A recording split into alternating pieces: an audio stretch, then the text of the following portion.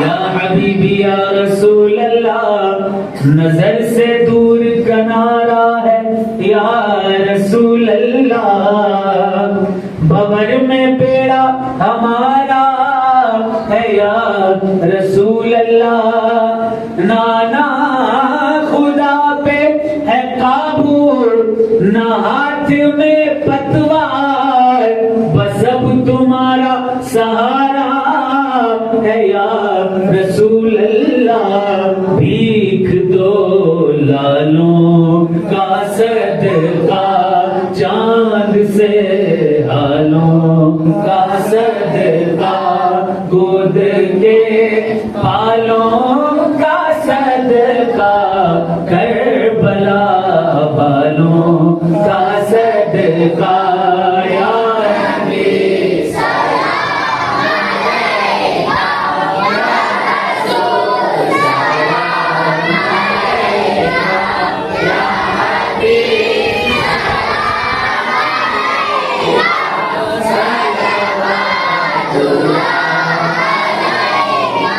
السلام علیکم یا رسول اللہ الصلاۃ والسلام علیکم یا حبیب اللہ الصلاۃ والسلام علیکم یا رحمۃ للعالمین اللهم صل علی سیدنا محمد وعلى آل محمد وبارک وسلم صلاۃ والسلام علیکم یا رسول اللہ صلی اللہ علیہ وسلم ربنا ظلمنا انفسنا وان لم تغفر لنا وترحمنا لنكونن من الخاسرين وتب علينا انك انت التواب الرحيم اللهم اني اسالك ایمانا کاملا ویقینا صادقا ورزقا واسعا وقلبا خاشعا ولسانا ذاکرا یا اللہ یا رحمان یا رحیم یا اللہ سیدہ زینب ایجوکیشن ٹرسٹ کو ترقیاں کامیابیاں اور کامرانیاں عطا فرما یا اللہ یا رحمان یا رحیم اس کے فاؤنڈر جناب عتیق احمد صاحب ان کے اہل و عیال عزت و کاری اور اس میں تمام ساتھ دینے والے ان کے ساتھیوں کے رزق میں علم میں عمل میں برکتی عطا فرما یا اللہ جتنے بچے پڑھ رہے ہیں جو بچیاں پڑھ رہی ہیں یا اللہ ان سب کی کے رزق میں علم میں عمل میں برکتی عطا فرما یا رحمان یا رحیم اس کو ترقیاں عطا فرما کامیابیاں اور کامرانیاں عطا فرما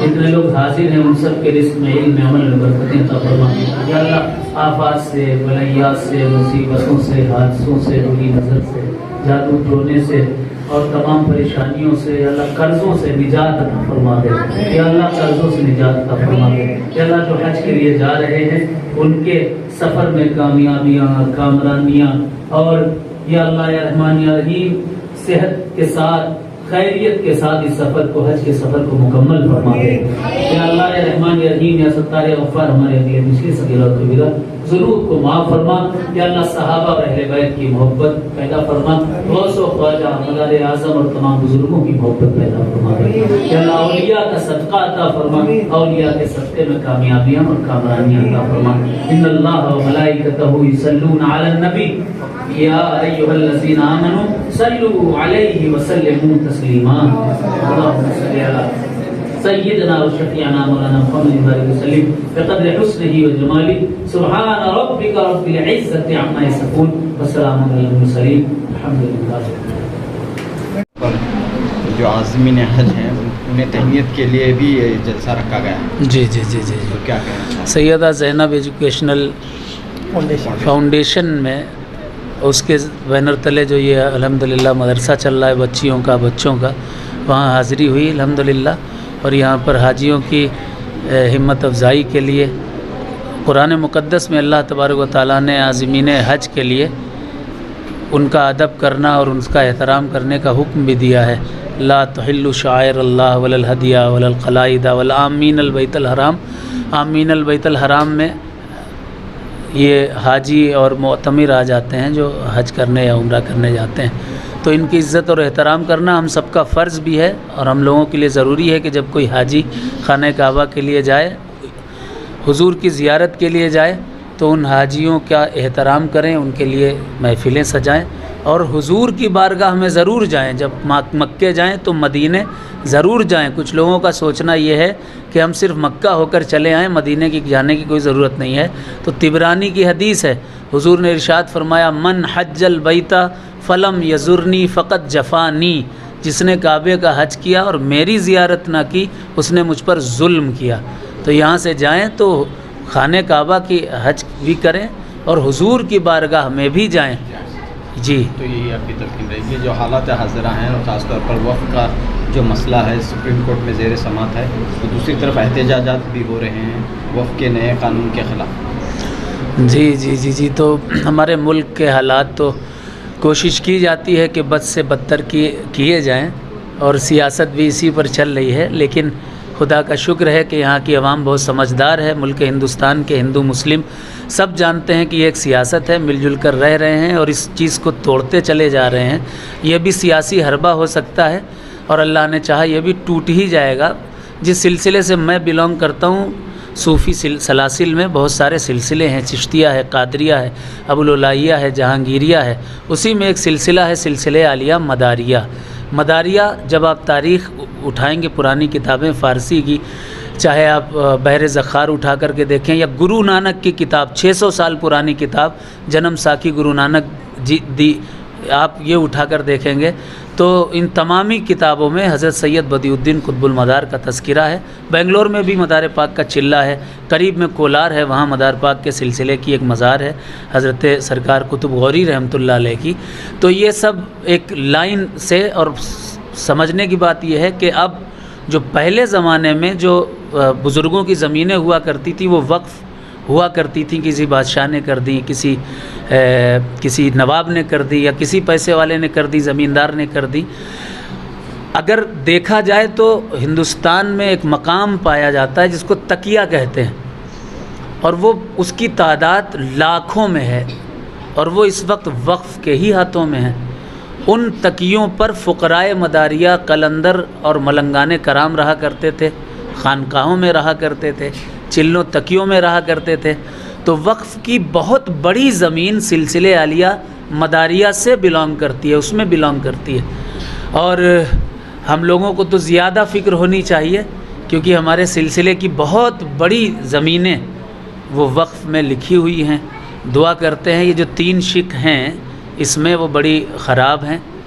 میں نے اچھے سے اس کو پڑھا بھی ہے وقف بل کو، اور اس میں 3 چیزیں جو ہیں، جیسے وقف بائی یوزر ہے، یا پھر کوئی بھی وقف کرنا چاہے تو اس کے لیے 5 سال کا پریکٹس ہو چکا ہو اس کی اسلام کے تعلق سے، یہ چیز ہے. اور ایک آدھ اور چیزیں ہیں جو کہ ہندو بھائیوں کو ہاں غیر مسلم بھائیوں کو شامل کرنے کی بات. تو یہ 3 چیزیں ایسی ہیں کہ جن پر بات کی جا سکتی ہے اور جو غلط ہے. آپ بل بنائیے تو کسی مذہب یا کسی دھرم کے انسان کو پریشان کر کے نہیں، اس کے مذہب کا بھی خیال رکھیے، اس کے مذہب کے اصول اور ضابطوں کا بھی خیال رکھیے. جیسا کہ لوگ کہہ ہی رہے ہیں کہ بھائی کسی مندر میں کوئی مسلمان شخص ٹرسٹی نہیں ہو سکتا ہے، تو کسی درگاہ میں یا مسجد میں غیر مسلم بھائیوں کو ٹرسٹی کیوں بنایا جائے؟ یہ ایک سیاست ہے. سیاست کے ذریعے ہندو مسلم جھگڑے پیدا کرنا ہے اور ملک کے حالات کو خراب کرنے کی کوشش کی جا رہی ہے. اس طرح کی سیاست ہو رہی ہے تو دوسری طرف مسلمان مسلکی معاملات میں اور عقائد کے معاملات کو لے کر جھگڑ رہے ہیں، مناظر ہو رہے ہیں، کھلے عام ایک دوسرے کے خلاف بیان بازی ہو رہی ہے. اس سے انتشار کی کیفیت بھی دیکھنے کو مل رہی ہے. یہ تو مسلمانوں کا سب سے بڑا المیہ ہے. بڑے افسوس اور غم کے ساتھ یہ کہا جاتا ہے کہ ہمارے علماء یہ بات نہیں سمجھتے ہیں. چھوٹی چھوٹی سی بات پر بڑے بڑے مناظرے ہو جایا کرتے ہیں. 1400 سال پہلے اگر کچھ ہو گیا ہے، 1400 سال پہلے کی بات کو لے کر آج جھگڑا کرنا یہ تو سراسر بیوقوفی ہے. بیوقوفی کے علاوہ کچھ نہیں ہے، اور اس سے امت کا کوئی فائدہ بھی نہیں ہے. اللہ نے قرآن دیا ہے پڑھنے کے لیے.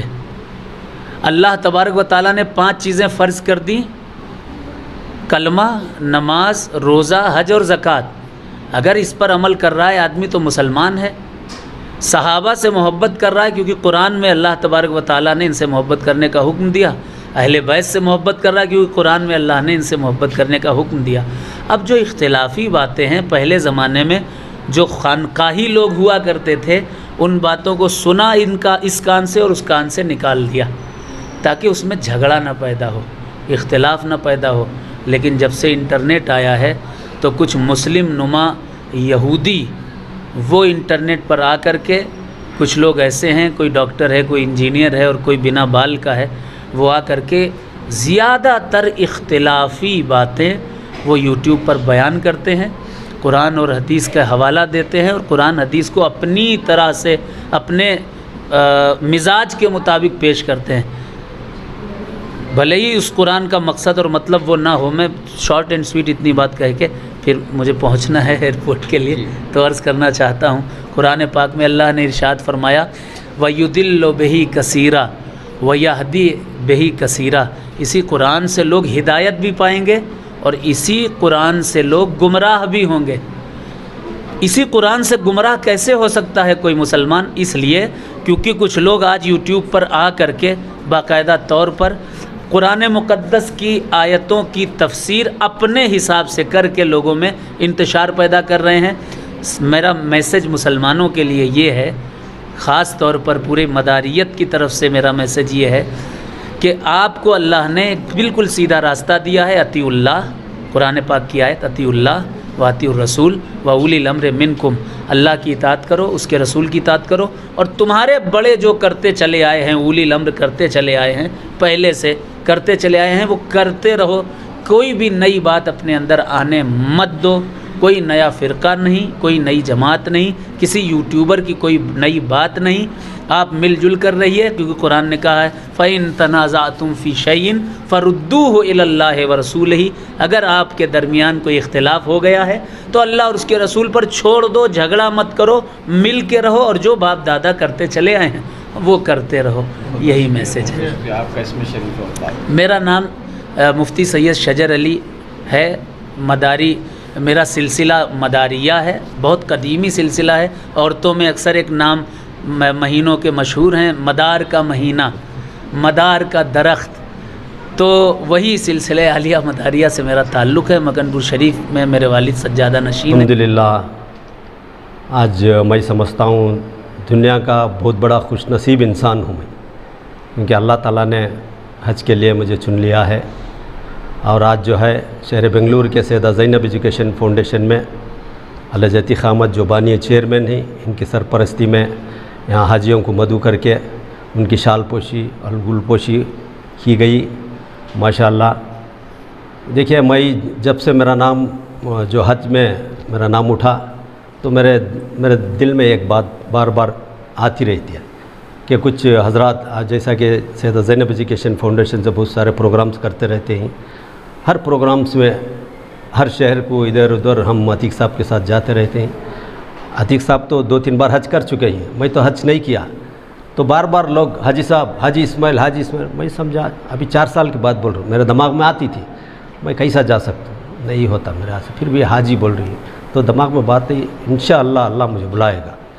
تو وقت یہ آج یاد کر رہا ہوں، وہ 4 سال پہلے جو سوچ رہا تھا، مجھے یہاں پہ بھی جب بھی محفل ہوتی تو لوگ حاجی صاحب کہتے ہیں، حاجی اسماعیل صاحب کو ہار دہلیہ بولتے ہیں، ایسا جب دھیان میں آتا کیسا جا سکتا ہوں میں گھر، تو اللہ تعالیٰ نے چن لیا۔ اور میرے ذہن میں اور ایک بات آتی ہے کہ اللہ تعالیٰ سب سے زیادہ بندوں کی جو خدمت کرتا ہے، اس کی جو اس کائنات میں جو کتنی مخلوق ہے، اشرف المخلوقات جو انسان ہے، انسانیت کی جو خدمت کرتا ہے اسے اللہ تعالیٰ بہت پسند کرتا ہے۔ یہ بھی محسوستا رہتا ہوں، شاید کچھ جو خدمت کیا چھوٹی موٹی، اس لیے اللہ مجھے پسند کیا ہے، ورنہ بہت سارے اربوں پتی ہیں، میرے دوست ہیں اربوں پتی ہیں، وہ بولتے ہیں ارے میں بھی جانا تھا اس سال، ان کے پاس کروڑوں کا پیسہ ہے، مگر اللہ تعالیٰ ایسے لوگوں کو چنتا ہے۔ وہ بھی سوچتا ہوں میں کہ کچھ مجھ سے چھوٹی موٹی خدمت بھی ہوگی انسانیت کی، تو اللہ تعالیٰ نے چنا ہے۔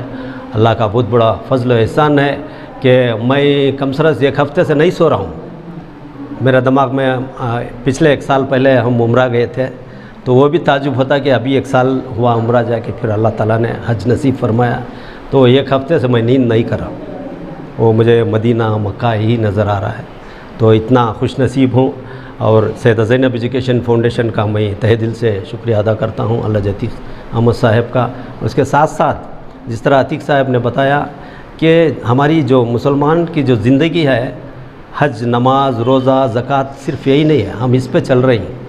24 گھنٹے کی جو زندگی ہے ایک نمونہ بن کے جو بھی ہم کام کریں، یہ کچھ کام آ گیا، کچھ تکلیف آ گئی، تو ہمارے نبی کریم صلی اللہ تعالیٰ علیہ وسلم کو ہم جو ہے یاد کرنا، اس مرحلے میں وہ کیا کرتے تھے۔ ہماری 24 گھنٹے کی زندگی امپارٹنٹ ہے۔ آج مسلمان بدنام کیوں ہو رہے ہیں؟ ہم نماز پڑھ رہی ہیں، روزہ رکھ رہی ہیں، زکوٰۃ دے رہی ہیں، سب کر رہی ہیں، پھر بھی جو ہمارے جو ہندو بھائی ہیں ہم پہ جو ہے ناراض ہیں۔ اس کا وجہ کیا ہے؟ ہماری 24 گھنٹے کی زندگی اس میں نہیں ہے۔ 24 گھنٹے بھی ہم مسلمان بن کے رہنا۔ آپ بھی ایک چھوٹا سا واقعہ، جو نبی کریم صلی اللہ علیہ وسلم جب پیدل جاتے تو ایک بوڑھی اوپر سے کچرا کوڑا ڈالتی، کیا کرے؟ جب وہ بیمار ہوئی تو نہیں دکھی 2 دن سے کچرا کوڑا، تو سرکار مدینہ صلی اللہ علیہ وسلم جا کے ملاقات کرے، کیوں کچرا نہیں پھینکے؟ کیا آج مسلمان کر سکتے ہیں؟ ہم عاشق نبی ہیں مگر ہم وہ کام کر سکتے ہیں؟ یہ بڑا کام ہو گیا، چھوٹا سا چھوٹا ٹریفک میں چھوٹی بات ہوگی تو ہم جھگڑنے کے لیے اتر جائیں۔ یہ ہمارا جو ہے ہمارا اخلاق کو ہم بنانا ہے۔ انشاءاللہ میں دعا کرتا ہوں کہ اللہ تعالیٰ ساری دنیا میں امن شانتی پیدا کرے، خصوصاً اس ہندوستان کے لیے انشاءاللہ ہم دعا کریں گے، ریاست کرناٹک کے لیے دعا کریں گے، خاص کر جو فلسطین ہیں جو آج ان پر ظلم ہو رہا ہے ان کے لیے بھی انشاءاللہ دعا کریں گے۔ سیدہ زینب ایجوکیشن فاؤنڈیشن کے حق میں انشاءاللہ یہ مدرسہ جو ہے بہت کام کر رہا ہے۔ سارے ہندوستان میں ایسا مدرسہ میں کہیں نہیں دیکھا۔ اللہ جتی خامد صاحب، ان کے اہلیہ، جہاں بھی جو یہاں کے جو استاد ہیں یہ سب جو محنت کر رہے ہیں دین کے لیے، ماشاءاللہ۔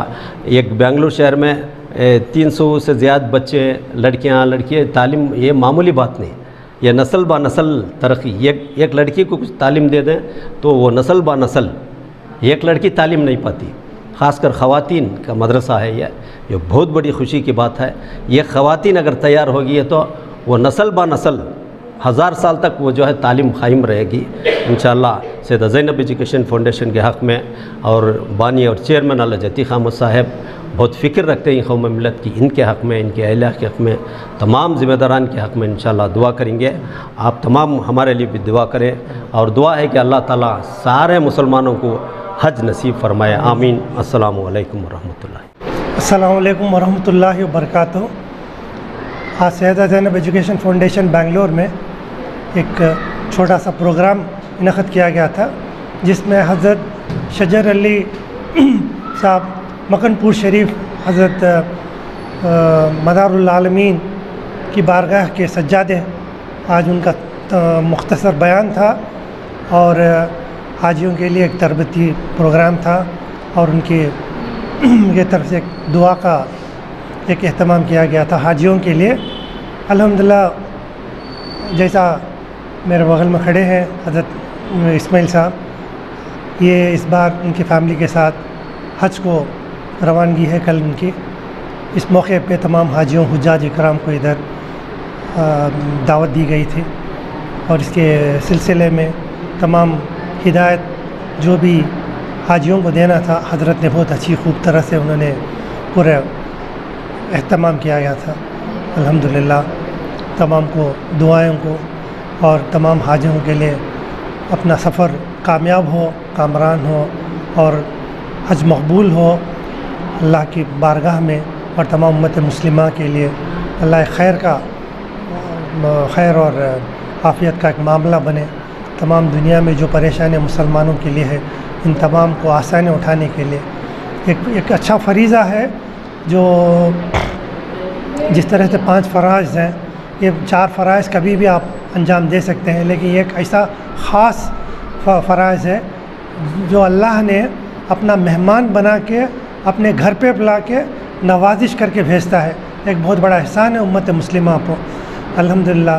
اس کا تمام امت مسلمہ شکر گزار کرتے ہیں اللہ کی بارگاہ میں کہ اللہ اتنا بڑا فریضہ تم نے ہم کو کیا ہے۔ اور جو بھی لوگ حجاج نہیں جا سکے، ان کے لیے بھی دعا ہوئی تھی کہ اللہ ان کے حق میں بھی حج اللہ لکھے، وہ بھی جلد سے جلد حج کے ادا کرنے میں سہولتیں ہوں، اور جو نہ جا سک رہے ہیں کچھ مصلیت کی طرف سے اللہ ان کی مشکلیں آسان ہو، ان کو بھی حج نصیب ہو الحمدللہ۔ اس کے بعد آج اس موقع پر آپ کے جو مہمان تھے انہوں نے ایک اتحاد کا پیغام دیا، جو مناظر وغیرہ جو 1400 سال قبل واقعات پیش آئے تھے، اس سلسلے میں جو مناظر وغیرہ ہو رہے ہیں، یہ سب غیر ضروری ہے، یہ بات تھی، تو آپ اس پر کہاں تک اتفاق کرتے ہیں؟ آج امت مسلمہ کو رہبر کوئی نہیں ہے، مناظروں کی طرف سے سب کو بانٹنے میں لگے ہیں۔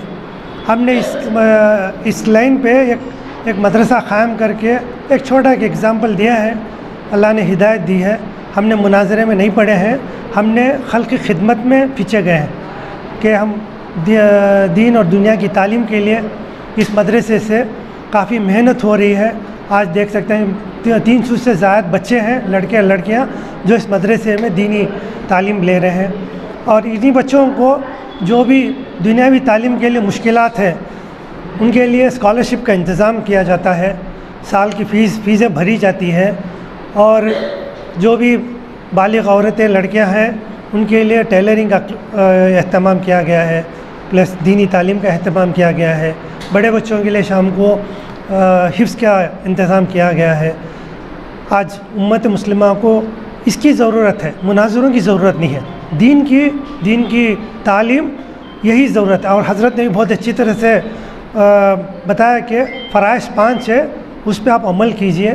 اور جو بھی اختلافات آ رہے ہیں وہ اللہ اور رسول پہ چھوڑ دیجئے, وہ بہتر ہے. کیونکہ 1400 سال پہلے کیا ہوا, کون کیا لکھے, کون سی کتاب میں کون ظلم سے کچھ لکھے, وہ اللہ بہتر جاننے والا ہے. دین اسلام بہت سمپل ہے. دین اسلام سمجھنے کے لیے کوئی بہت بڑے علماء عالموں کی ضرورت نہیں ہے. دین اسلام آیا ہے کہ بہت سمپل ہے. کوئی یہ نہیں کمپلیکیٹ کر کے اس کو دکھانے کے لیے لوگ توڑ مدوڑ کر کیا کیا کر رہے ہیں. حضرت نے پورا واضح طور سے ادھر بتایا کہ کون کون اس سازشوں میں ہیں. ہم چاہتے ہیں کہ جتنے بھی علماء اکرام ہیں جو بھی سازشیں کر کے چھوڑ دی ہیں اس پہ عمل نہ کریں. آپ سب بہت اچھے عالم ہیں. اللہ نے آپ کو بہت اچھی فضیلت آپ کو ایک دی ہے کہ آپ امت کی پوری ایک رہبری کے لیے آپ کو سامنے کھڑایا ہے. میں چاہتا ہوں کہ آپ اپنے سٹیج سے, اپنے ممبر سے تمام امت مسلمہ اپنے بچوں کو دین کی طرف رجحان کریں. علم دین اور دنیا کا علم دیں. بچوں کو انجینئرز بننے کے لیے, ڈاکٹرز بننے کے لیے, IAS IPS آفیسرز بننے کے لیے, گریجویٹس بننے کے لیے, اور اپنے کچھ بننے کے لیے کچھ ایک ذریعہ ڈھونڈنے کی رجحان پیدا کریں. اگر یہ کریں گے انشاءاللہ, جیسے حضرت بتا رہے تھے, جہاں پہ بھی میں جاتا ہوں اگر کسی کے تصویریں ہیں بچوں کی, اس میں ڈھونڈتے یہ ایک بچہ 2 بچے ملتے ہیں. یہی ہمارا دل کا درد ہے. میں چاہتا ہوں کہ تمام عالموں یہ دل میں درد رکھیں کہ وہ ڈھونڈتے رہیں اور دیکھیں کہ اگر 25 سے 50 بچوں میں ایک دوسرے ہیں تو خامی علماء کی ہے جو ممبر سے یہ میسیج نہیں پہنچا سکے 1400 سال میں. آج اگر یہ دین کی طرف رجحان اور دنیا کا علم اور کچھ آگے بننے کے لیے اگر اس طرف سے بھیجے تو دنیا کی سماج کی جو برائیاں ہیں, آج سب کمپلین کرتے رہتے ہیں کہ ڈرگس کی طرف بچے جا رہے ہیں, برائی کی طرف جا رہے ہیں. اس لیے کیونکہ ممبر سے صحیح کام اگر دین اور دنیا کا ہوتا تو ادھر اتنا گیپ نہیں ہوتا تھا. ابھی بھی ٹائم نکلا نہیں ہے. الحمدللہ اللہ نے ہم کو ایک ایسے اچھے ملک میں پیدا کیا ہے, ہندوستان جیسے ملک میں, جہاں پہ اللہ نے, میں سب کو یہی بولتا ہوں کہ اللہ نے ہمیں قابل سمجھا کہ ہم ہمارے ہندو بھائیوں کے ساتھ ہم نے پیدا کیا کہ ہم دین کا جو ایک ایگزامپل کے لیے پیدا کیا, انتشار پیدا کرنے کے لیے نہیں پیدا کیا. ہم کو ایک ایگزامپل بن کے جینے کے لیے تاکہ دوسرے ہم کو فالو کریں. اور میرے کئی ہندو بھائیاں ہیں اور ان کے دل میں یہی تڑپ ہے. جتنے بھی غیر مسلم بھائیوں کو میں ملتا ہوں یا جو میرے دوست ہیں کہ وہ تڑپ رکھتے ہیں. آپ یہ دیکھو, یہ بہت بڑی میسیج ہے. وہ مجھے یہی پوچھتے ہیں جب حج کا مہینہ آتا ہے کہ ہم کو الاؤ کیوں نہیں ہے ادھر, کیا ہم نہیں جا سکتے؟ کیوں ایک ہندو بھائی پوچھتا ہے, کیوں اس کے دل میں یہ تڑپ ہے کہ وہ بھی چاہتا ہے کہ اس مقدس مقام پہ جائے. تو میں نے یہی دعا کرتا ہوں, یا اللہ ان کو وہ جو چیز ضرورت ہے وہاں پہنچنے کے لیے وہ ان کو عطا کر. وہ کیا ضرورت ہے پروردگار عالم تو جانتا ہے. ہم کو ایسا حسن اخلاق ایسا پیدا کر ہمارے میں, تمام قوم میں, تاکہ وہ اس کو فالو کریں اور ان کو بھی نصیب کر تیرے گھر کو آنے کے لیے. کیوں کئی لوگ ہیں, کئی لوگ, میری اسکول ہے تنیسندرا میں, وہاں کے جو اونرز ہیں وہ خود مجھے پوچھے کہ ہم نہیں کیونکہ میں نے جب ادھر گیا تو ان کو فوٹوز بھیجا تھا حج کے ٹائم پہ اور عمرے کے ٹائم پہ. میں نے ان کو فوٹوز بھیجا کہ آتی ہم کو نہیں ہے ہلو, ہم بھی چاہتے ہیں کہ اس جگہ پہ جائیں.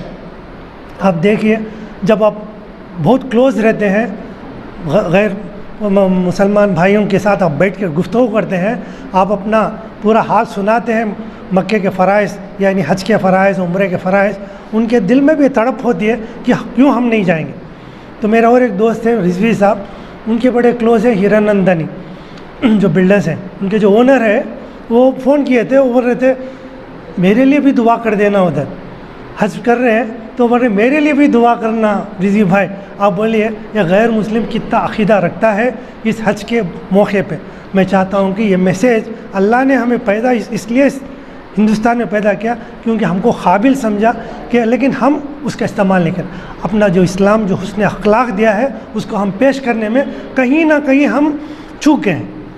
میں چاہتا ہوں کہ علماء کرام ایک ایسا آپ جو بھی کر رہے ہیں، جو بھی آپ باہر مناظر کر رہے ہیں، یہ مت سوچے کہ صرف مسلمان دیکھ رہے ہیں، اس سے زیادہ غیر قوم دیکھ کے کہہ رہے ہیں کہ کیا آپ لوگوں میں اتنا ہی بچا ہے؟